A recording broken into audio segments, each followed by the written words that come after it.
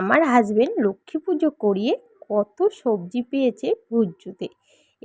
তার মধ্যেই কিছু সবজি নিয়ে নিয়েছি। আজকে একটা দুর্দান্ত রেসিপি তৈরি করব।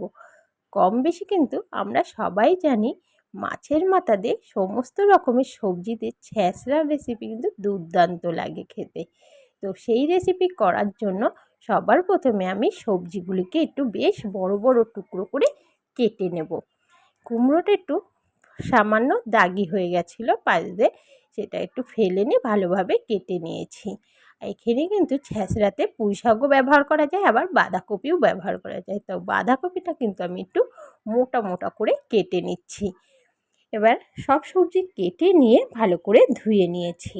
এদিকে গ্যাস ধরিয়ে গ্যাসে কড়াই বসিয়ে কড়াইতে বেশ পরিমাণ মতো তেল দিয়ে তেলে সামান্য নুন আর একটু হলুদ গুঁড়ো দিয়ে একে একে মাছের মাথাগুলিকে ভেজে তুলে নেব। এখানে আমার মোট 2টো মাছের মাথা নিয়েছি, মানে 4টে টুকরো।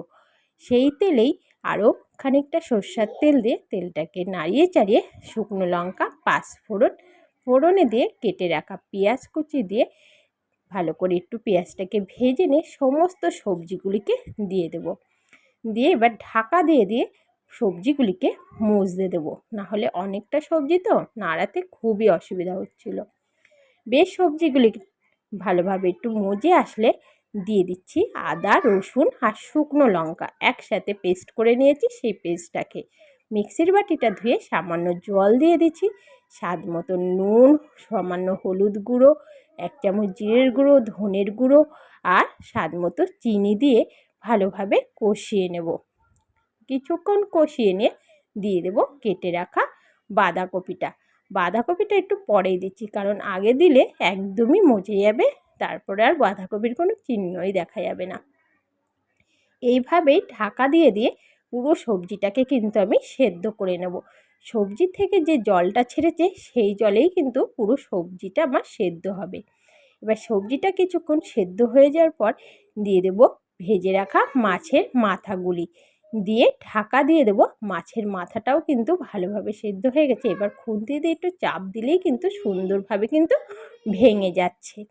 এবার ভালোভাবে ঘাটা ঘাটা করে আঁচটাকে বাড়িয়ে দিয়ে জলটাকে টানিয়ে নেব, বাকি যে সবজির জলটা রয়েছে। এবার উপর থেকে নামানোর আগে গুঁড়ো গরম মশলা দিয়ে ভালোভাবে মিশিয়ে নিয়ে নামিয়ে নেব। তো মাছের মাথা দিয়ে ছ্যাঁচড়া রেসিপিটা কেমন হয়েছে অবশ্যই কিন্তু কমেন্টে জানিও। আর ভালো লাগলে লাইক ও আপনজনদের কাছে শেয়ার করে দিও। আজকের মতো এখানেই শেষ করছি।